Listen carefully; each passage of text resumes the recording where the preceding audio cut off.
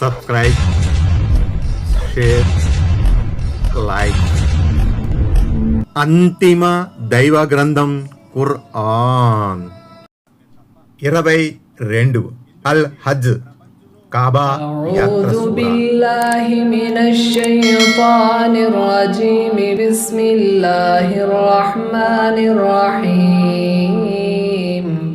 అపార కరుణామయుడు పరమ కృపాశీలుడైన అల్లాహ్ పేరుతో. ఆయత్ నంబర్ 41. الذين إن مكناهم في الأرض أقاموا الصلاة وآتوا الزكاة وأمروا بالمعروف ونهوا عن المنكر ولله عاقبة الأمور. ఆయత్ నంబర్ 41. ఈ అవిశ్వాసులు ఎలాంటి వారంటే, మేము గనక వారికి భూమిలో అధికారాన్ని ప్రసాదిస్తే వారు ఖచ్చితంగా నమాజును నెలకొల్పుతారు, జకాత్ అనే విద్యుక్త దాన ధర్మాన్ని చెల్లిస్తారు, మంచి పనులు చేయమని ఆజ్ఞాపిస్తారు, చెడు పనుల నుంచి ఆపుతారు. సమస్త వ్యవహారాల ఫలితం అల్లాహ్ ఆధీనంలోనే ఉంది. వ్యాఖ్యానం 59. ఈ ఆయతులో ఇస్లామీయ ప్రభుత్వ మౌలిక ఉద్దేశాలు, ఆశయాలు, లక్ష్యాలు విశదీకరించబడ్డాయి. మార్గదర్శక ఖలీఫాలు ఏలిన తొలికాలంలో ఈ అంశాలన్నీ అమల్లోకి వచ్చాయి. పరిపాలకులు తమ ప్రాధాన్యాల్లో వీటిని నమాజ్, జకాత్, మంచిని పెంచడం, చెడులను నిర్మూలించడం చేర్చి ప్రణాళికాబద్ధంగా అమలుపరిచారు. తత్ఫలితంగా ఆ ప్రభుత్వాల ద్వారా శాంతి భద్రతలు నెలకొల్పబడ్డాయి. ప్రజలు సుఖజీవితం గడిపారు. వారికి ప్రపంచంలో గౌరవోన్నతులు లభించాయి. నేటికి సౌదీ అరేబియా లాంటి దేశాలలో ఈ విషయాలు ప్రభుత్వ స్థాయిలో అమలుపరచబడుతున్నాయి. దీని మూలంగా ఆ రాజ్యాలు శాంతి భద్రతల రీత్యా, ఆర్థిక పరిస్థితుల దృష్ట్యా ప్రపంచంలో మంచి రాజ్యాలుగా పరిగణించబడుతున్నాయి. అదే సమయంలో మరికొన్ని ముస్లిం రాజ్యాలలో సంక్షేమ రాజ్య స్థాపనకు సంబంధించి గొంతు బొంగురిపోయేలా కొందరు అరుస్తూ ఉన్నారు. ఆకర్షణీయమైన నినాదాలను కూడా ఆవిష్కరిస్తున్నారు. కొత్తగా అధికారంలోకి వచ్చిన ప్రతి పరిపాలకుడు వచ్చిన కొత్తలో శ్రేయోరాజ్యం గురించి తీయని కబుర్లు చెబుతాడు. కానీ వాస్తవాల్ని తరచి చూస్తే ప్రతి ముస్లిం రాజ్యంలోనూ అరాచకం, అవ్యవస్థ, అశాంతి, అసంతృప్తి, అధోగతి, హత్యలు, దోపిడీలు, దుమ్మీలు, కుమ్ములాటలు అనుదినం ఎక్కువైపోతున్నాయి. కారణం సుస్పష్టమే. వారిలో ప్రతి ఒక్కరూ దేవుడు చూపిన మార్గాన్ని అవలంబించే బదులు పాశ్చాత్య ప్రజాస్వామిక పంథాను, ధర్మ రాహిత్య, నీతి రాహిత్య విధానాలను అనుసరిస్తూ తమ లక్ష్యాలను ఛేదించాలనుకుంటున్నారు. ఇది ఆకాశానికి నిచ్చెన వేయటం లాంటిది మాత్రమే. ముస్లిం రాజ్యాలు ఖురాన్ చూపే మార్గదర్శక నియమాలను అనుసరించి నమాజు, జకాతు వ్యవస్థల్ని స్థాపించనంత వరకు, తత్సమాజ స్థాపన కోసం నడుం బిగించనంత వరకు, తమ ప్రణాళికలలో ఈ అంశాలను అగ్రస్థానంలో ఉంచనంత వరకు అవి సిసలైన శ్రేయోరాజ్యాన్ని స్థాపించలేవు. అప్పటి వరకు అది కుందేటి కొమ్ములాగా, కాల్పనిక వ్యవస్థలాగానే ఉంటాయి. వ్యాఖ్యానం 60. ప్రపంచంలో ఏం జరిగినా, ఎక్కడ ఏ మార్పు వచ్చినా అల్లాహ్ ఆజ్ఞతోనే వస్తుంది. ప్రతి చర్యలోనూ ఆయన యుక్తి, పరమార్థం దాగి ఉంటుంది. ఆయన ఆజ్ఞ అవ్వకుండా ఒక్క ఆకు కూడా కదలదు. అలాంటప్పుడు ఎవరైనా అల్లాహ్ ఆజ్ఞల్ని, నియమాల్ని కాదని సిసలైన సాఫల్యాన్ని పొందగలం అని అనుకుంటే అది వారి అవివేకం అనాలి. ఆయతుల నెంబర్ 42, 43, 44. وَإِن يُكَذِّبُوكَ فَقَدْ كَذَّبَتْ قَبْلَهُمْ قَوْمُ نُوحٍ وَعَادٌ وَثَمُودَ. ఆయత్ నంబర్ 42. ఓ ప్రవక్త, ఒకవేళ వీళ్ళు నిన్ను ధిక్కరిస్తే ఆశ్చర్యపోనవసరం లేదు. వీరికి పూర్వం నూహ్, ఆద్, సమూద్ జాతుల వారు ధిక్కరించి ఉన్నారు. وقوم إبراهيم وقوم لوط. ఆయత్ నంబర్ 43. అలాగే ఇబ్రాహీం జాతివారు, లూత్ జాతివారు. وأصحاب مدين وكذب موسى فأمليت للكافرين ثم أخذتهم فكيف كان نكير. ఆయత్ నంబర్ 44. మదియన్ వారు కూడా తమ తమ ప్రవక్తలను ధిక్కరించారు. మూసా కూడా ధిక్కరించబడ్డాడు. నేను అవిశ్వాసులకు కాస్త విడుపు ఇచ్చాను. ఆ తరువాత వారిని పట్టుకున్నాను. మరి నా శిక్ష వారిపై ఎలా పడిందో చూసావుగా. వ్యాఖ్యానం 61. ఇవి అంతిమ దైవ ప్రవక్త సల్లల్లాహు అలైహిస్సలాంను వాదార్చడానికి దేవుడు పలికిన మాటలు. ఈ మక్కా తిరస్కారులు నీ సందేశాన్ని ధిక్కరించడం కొత్త విషయం ఏమీ కాదు. వెనుకటి జాతులు కూడా తమ ప్రవక్తల మాటలను ధిక్కరించేవి. నేను కూడా వారికి అవకాశం ఇస్తూ పోయాను. మరి వారికి ఇవ్వబడిన గడువు ముగియగానే అకస్మాత్తుగా వారి భరతం పట్టాను. వారి పట్టణాలను, వారి సాంస్కృతిక చిహ్నాలను, వారి అపురూపమైన కళాఖండాలను నేలమట్టం చేసేశాను. ఈ మాటల ద్వారా అల్లాహ్ మక్కాలోని అవిశ్వాసులను పరోక్షంగా హెచ్చరిస్తున్నాడు. ఓ మక్కా అవిశ్వాసులారా, ఈనాడు మీరు మీ అంతిమ దైవ ప్రవక్త సల్లల్లాహు అలైహిస్సలాంను ధిక్కరించిన మీదట కూడా బతికిపోతున్నారంటే నేను కనికరిస్తున్నానని సంబరపడకండి. కొంతకాలం అవకాశం ఇవ్వడం నా సంప్రదాయం. మీ పూర్వీకులకు కూడా ఇలాగే కొంత వ్యవధి ఇచ్చాను. ఈలోగా వారు పశ్చాత్తాపం చెంది క్షమాపణ కోరుకుని రుజువర్తనులు అయితే సరి, లేకపోతే అమాంతం మా శిక్షా కొరడాను జులిపిస్తాం, ముస్లింల ద్వారా ఓడించి పరాభవానికి లోను చేస్తాం అని దేవుడు సంకేతప్రాయంగా చెబుతున్నాడు. వ్యాఖ్యానం 62. వారి తలబిరుసుదనం మితిమీరినప్పుడు మేము ఏ విధంగా పట్టుకున్నామో దాని పరిణామం ఏమోయిందో చూసి గుణపాఠం నేర్చుకోండి అన్నది దీని భావం. ఆయతుల నెంబర్ 45, 46. فكأين من قرية أهلكناها وهي ظالمة فهي خاوية على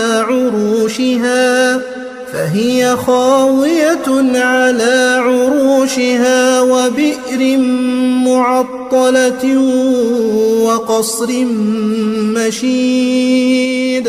ఆయత్ నెంబర్ 45. ఎన్నో పట్టణాలను మేము తుడిచిపెట్టేశాం, ఎందుకంటే అవి దుర్మార్గానికి ఒడిగట్టాయి. అవి తమ కప్పులపై తలక్రిందులుగా పడి ఉన్నాయి. ఎన్నో బావులు పాడిపడి ఉన్నాయి. మరెన్నో పటిష్టమైన ఎత్తైన మేడలు నిర్మానుష్యంగా ఉన్నాయి. أفلم يسيروا في الأرض فتكون لهم قلوب يعقلون بها أو آذان يسمعون بها فإنها لا تعمى الأبصار ولكن تعمى القلوب التي في الصدور. ఆయత్ నంబర్ 46. ఏమిటి? వారు భూమిలో సంచరించలేదా? ఒకవేళ తిరిగి చూచినట్లయితే వారి హృదయాలు ఆ విషయాలను గ్రహించగలిగేవి, లేదా వారి చెవులు ఆ సంఘటనలను గురించి విని ఉండేవి. అసలు విషయం ఏమిటంటే కళ్ళు మాత్రమే గుడ్డివై ఉండవు, రొమ్ములలో ఉన్న హృదయాలు గుడ్డివి అవుతాయి. వ్యాఖ్యానం 63. ఏ జాతి అయినా మార్గవిహీనత యొక్క ఆఖరి అంచులకు వెళ్ళిపోయినప్పుడు గుణపాఠం గ్రహించే దక్షతను అది కోల్పోతుంది. తత్కారణంగా గతించిన దుర్మార్గ జాతుల లాగా ఈ జాతి కూడా వినాశానికి ఆహుతి అవుతుంది. ఆయత్ నంబర్ 47.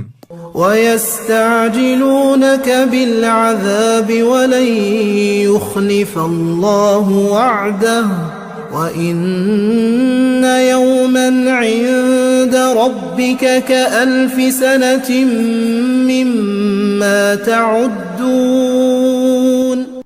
ఆయత్ నంబర్ 47. దైవ శిక్ష కోసం వారు నిన్ను తొందర పెడుతున్నారు. అల్లా ఎట్టి పరిస్థితుల్లోనూ తన వాగ్దానానికి విరుద్ధంగా చేయడు. కాకపోతే నీ ప్రభు దగ్గర ఒక రోజు అంటే మీరు లెక్కించే 1000 ఏండ్లకు సమానం. వ్యాఖ్యానం 64. వాళ్ళు తమ లెక్కల ప్రకారం ఆత్రం చేస్తున్నారు, కానీ అల్లాహ్ దృష్టిలో ఒకరోజు ప్రపంచవాసుల 1000 ఏండ్లకు సమానం. ఆ లెక్కన ఆయన గనక ఏ జాతి వారికైనా 24 గంటల గడువు ఇస్తే 1000 ఏండ్ల గడువు ఇచ్చినట్లే. 12 గంటల అవకాశం ఇస్తే 500 సంవత్సరాలు, 6 గంటలు విడుపు ఇస్తే 250 సంవత్సరాల గడువు ఇచ్చినట్లు లెక్క.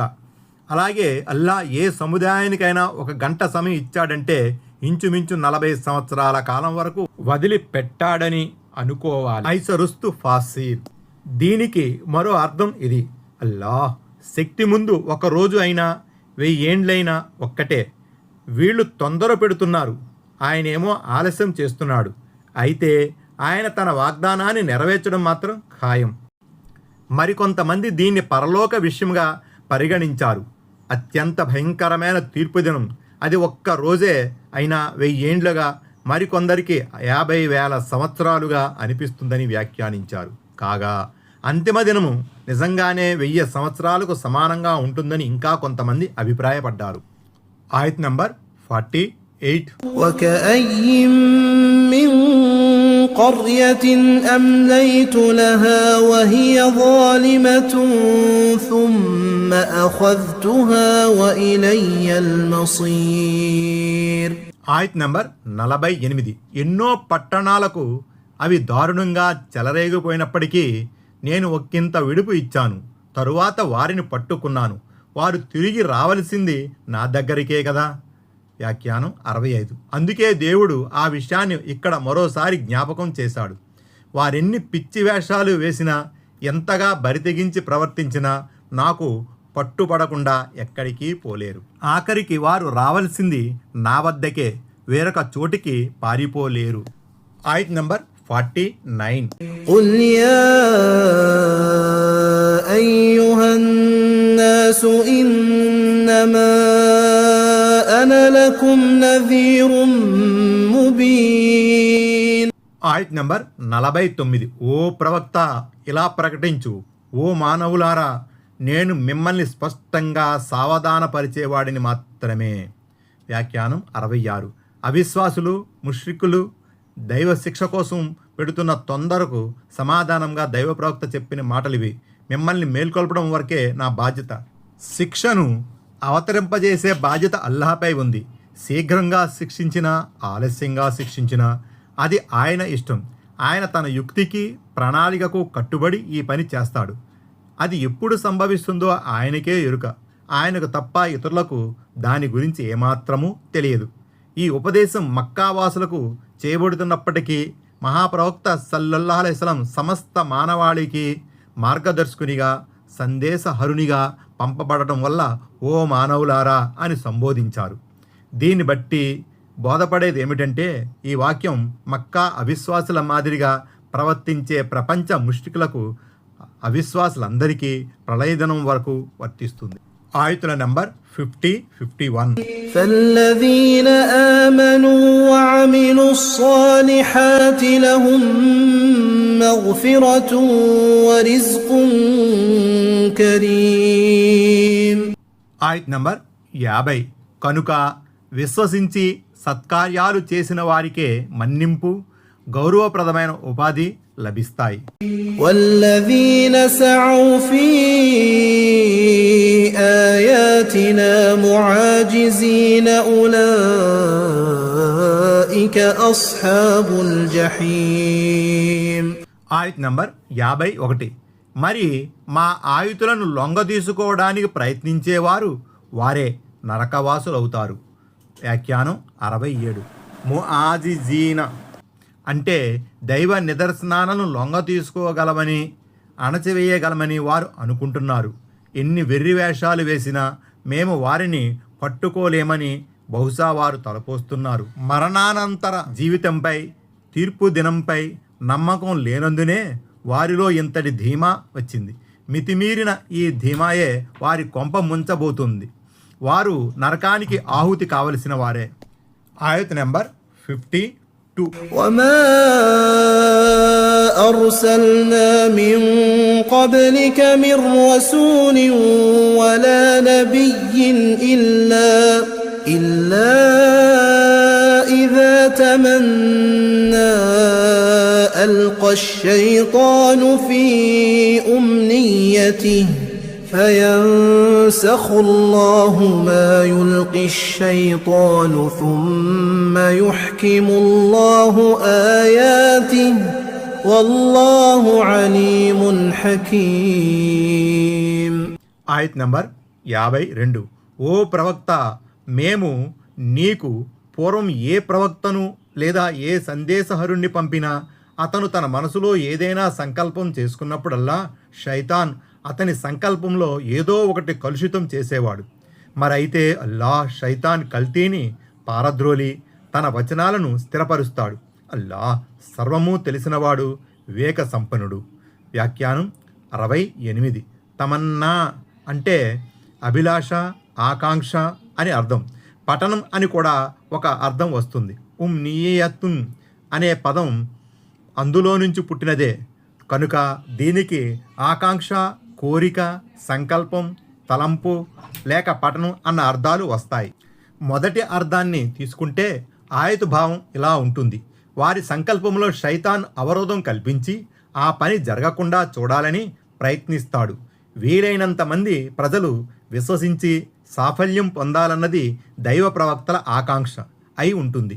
కాగా సైతాన్ ఇందులో అవరోధాలు సృష్టించి వీలైనంత మందిని సన్మార్గంలోకి రాకుండా చూడాలనుకుంటాడు. రెండవ అర్థం తీసుకుంటే ఆయతు భావం ఇదవుతుంది: దైవ ప్రవక్త లేక నబీ ఎప్పుడు తన వద్దకు వచ్చిన దైవ సందేశాన్ని పఠించి జ్ఞాపకం చేసుకోగోరిన షైతాను అతని పారాయణలో చెడు ప్రేరణను కల్పించి దైవవాక్కులను కలగాబలగం చేయాలని తీవ్రంగా ప్రయత్నిస్తాడు. లేదా దివ్య వచనాల గురించి ప్రజలలో లేనిపోని సందేహాలను, అనుమానాలను నూరిపోస్తాడు. అయితే ఎట్టకేలకు సైతాను కుయుక్తులన్నిటినీ వమ్ము చేసి తన వచనాలను పటిష్టం చేస్తాడు. ఈ ఆయతు ద్వారా దేవుడు తన అంతిమ ప్రవక్త సల్లల్లాహు అలైహి వసల్లంకు చెప్పదలిచిన అసలు విషయం ఇది. షైతాన్ ఆగడాలు ఒక్క నీ విషయంలోనే జరగలేదు.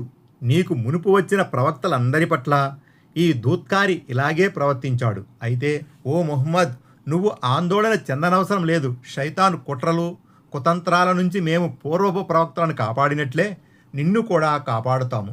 షైతాన్కు ప్రతిగా అల్లాహ్ తన వాక్కును స్థిరపరుస్తాడు. ఆయత్ నంబర్ 53. ليجعل ما يلقي الشيطان فتنة للذين في قلوبهم مرض والقاسية قلوبهم وإن الظالمين لفي شقاق بعيد. ఆయత్ నంబర్ 53. ఎవరి హృదయాలలో రోగం ఉందో, మరెవరి గుండెలు కరకు గుండెలుగా మారిపోయాయో వారిని ఈ షైతాను కలిపేదాని ద్వారా పరీక్షించడానికి అల్లాహ్ ఇదంతా చేశాడు. నిశ్చయముగా దుర్మార్గులు వ్యతిరేకతలో చాలా దూరం వెళ్ళిపోయారు. వ్యాఖ్యానం 69. ప్రజలను అపమార్గానికి లోను చేయడం షైతాన్ లక్ష్యం. అయితే ప్రజలంతా వాడి మాయమాటల్లో పడరు. హృదయాల్లో కాపట్య రోగం ఉన్నవారు, వక్ర మనస్కులు, నిరంతరం పాపకార్యాలు చేసి హృదయాలలో కాఠిన్యం ఏర్పడిన వారు మాత్రమే వాడి ఎత్తులకు చిత్తవుతారు. ఆయత్ నంబర్ 54. وليعلم الذين أوتوا العلم أنه الحق من ربك فيؤمنوا به فتخبت له قلوبهم وإن الله لهادي الذين آمنوا إلى صراط مستقيم. ఆయత్ నంబర్ 54. జ్ఞానం ఒసగబడిన వారు ఇది నీ ప్రభు తరపు నుంచి వచ్చిన సత్యం అని తెలుసుకుని దాన్ని విశ్వసించటానికి, ఇంకా వారి హృదయాలు ఆయన వైపుకు మొక్కడానికి కూడా ఈ విధంగా చేయబడింది. నిశ్చయముగా అల్లాహ్ విశ్వసించిన వారికి రుజుమార్గం వైపునకు దర్శకత్వం వహిస్తాడు. వ్యాఖ్యానం 70. షైతాన్ ప్రేరణలు కాపట్య రోగానికి, హృదయ కాఠిన్యానికి, కుఫ్రుకు గురై ఉన్న వారిలో మరింత సందిగ్ధాన్ని సృష్టించగా, మరోవైపు జ్ఞానామృతాన్ని ఆస్వాదించిన వారి విశ్వాసం, నమ్మకం దీనివల్ల మరింత దృఢమవుతుంది. దేవుని తరపున అవతరింపజేయబడిన ఖురాన్ సత్యబద్ధమైన గ్రంథం అని వారు గట్టిగా నమ్ముతారు. అందువల్ల వారి హృదయాలు దైవ సన్నిధిలో కరిగిపోతాయి. వ్యాఖ్యానం 71. ఇహంలోనూ పరంలోనూ ఆయన వారికి మార్గదర్శకత్వం వహిస్తాడు. ఇహలోకంలో సత్యాన్ని ఆస్వాదించి అనుసరించే సద్బుద్ధిని ప్రసాదిస్తాడు. అసత్యాన్ని పరికించే తెలివితేటల్ని వారికి ఇస్తాడు. అంతేకాదు అసత్యం నుండి అధర్మం నుండి వారిని కాపాడుతాడు కూడాను. ఇక పరలోకంలో ఆయన వహించే మార్గదర్శకత్వం ఏమిటంటే వారిని వ్యధాభరితమైన నరకయాతన నుండి కాపాడి స్వర్గంలో ప్రవేశం కల్పిస్తాడు. అక్కడ వారి మనసు మెచ్చిన భోగభాగ్యాలను వారికి అనుగ్రహిస్తాడు. తన దర్శన భాగ్యాన్ని కూడా వారికి కల్పిస్తాడు. అల్లా ఆ భాగ్యాన్ని మనకు కూడా ప్రసాదించుగాక. ఆమీన్. ఆయత్ నంబర్ 55. ولا يزال الذين كفروا في مرية منه حتى تأتيهم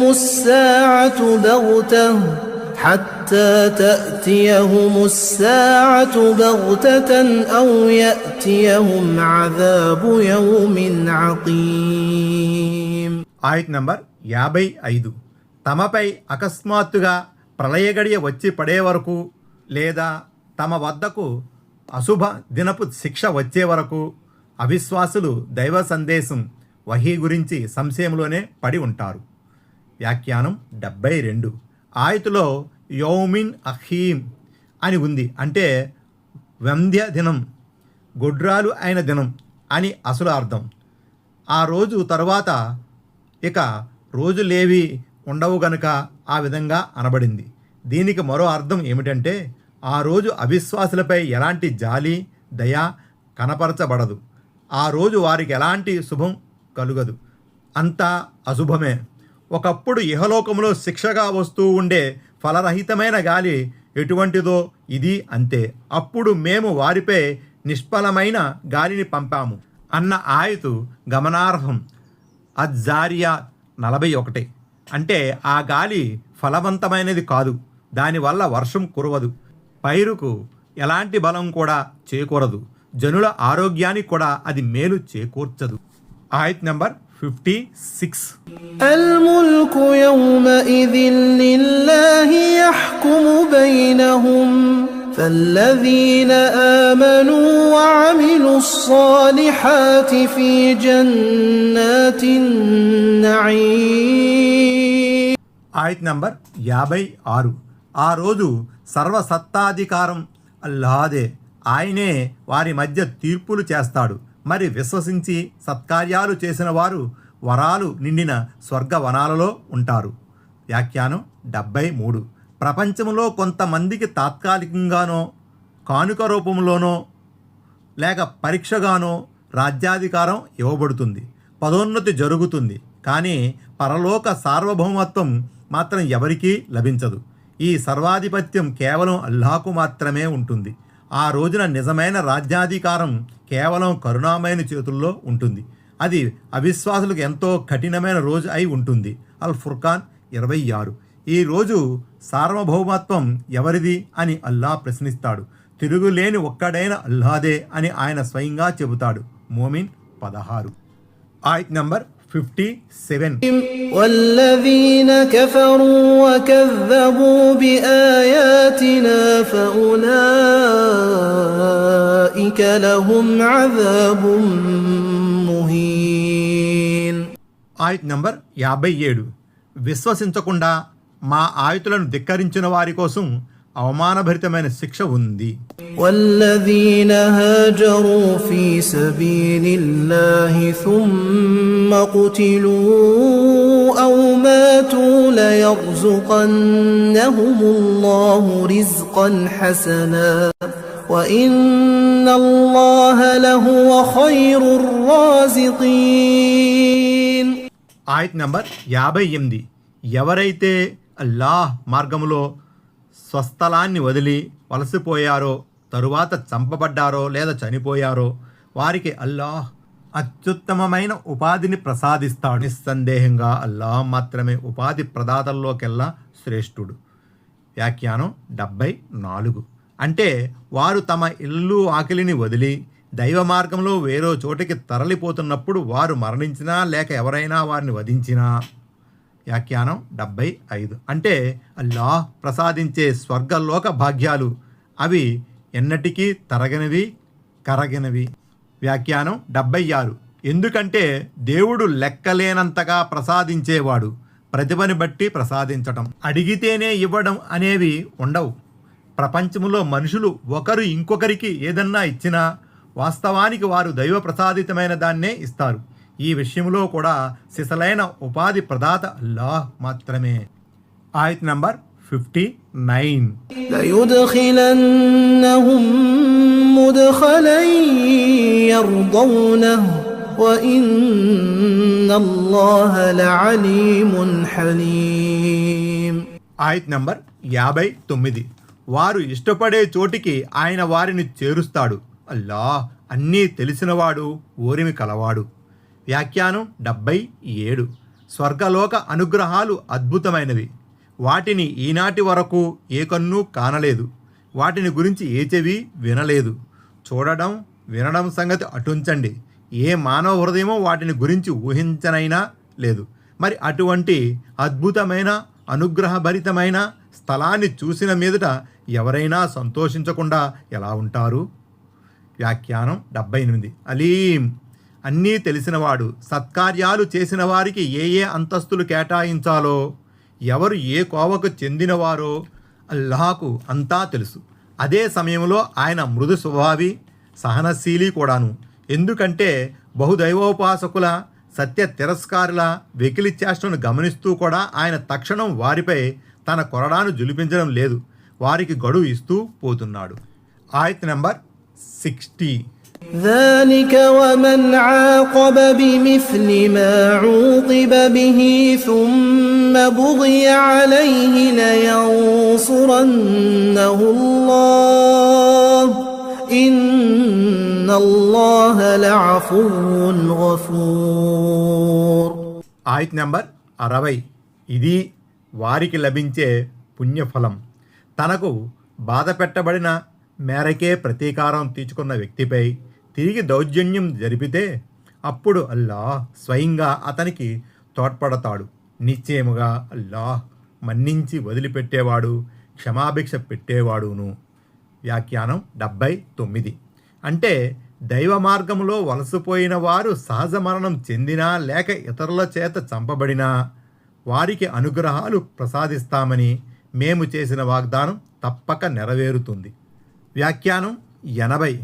అంటే ఎవరైనా ఎవరికైనా అన్యాయంగా బాధ పెడితే బాధితుడికి తనకు కలిగిన బాధకు సమానంగా ప్రతీకారం తీర్చుకునే హక్కు ఉంది. ప్రతీకారం తీర్చుకున్న పిదప బాధించబడినవాడు, పీడితుడు ఇద్దరికీ చెల్లు అయిపోయిన తరువాత బాధితునిపై మరోసారి దౌర్జన్యం చేస్తే అట్టి పరిస్థితుల్లో అల్లాహ్ బాధిత వ్యక్తికి తప్పక సహాయం చేస్తాడు. బాధితుడు న్యాయసమ్మతంగా తీర్చుకున్న ప్రతీకారాన్ని తప్పు పట్టాల్సిన అవసరం లేదు. ఆ మేరకు అల్లాహ్ అనుమతించటం వల్లనే అతను ప్రతీకారం తీర్చుకున్నాడు. కాబట్టి భవిష్యత్తులో కూడా అల్లాహ్ అతనికి అండగా ఉంటాడు. వ్యాఖ్యానం 81. అయితే క్షమాభిక్ష మరింత మంచి విషయమని మళ్ళీ వెంటనే చెప్పబడింది. అల్లాహ్ మన్నించి మేలు చేసి వదిలిపెట్టేవాడు గనక మీరు కూడా ఆ మన్నింపుల వైఖరిని అలవరుచుకోవడం ఉత్తమం అని భావం.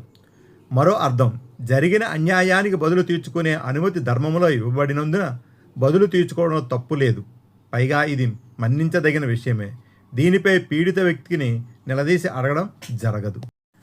Please like, comment, share, subscribe.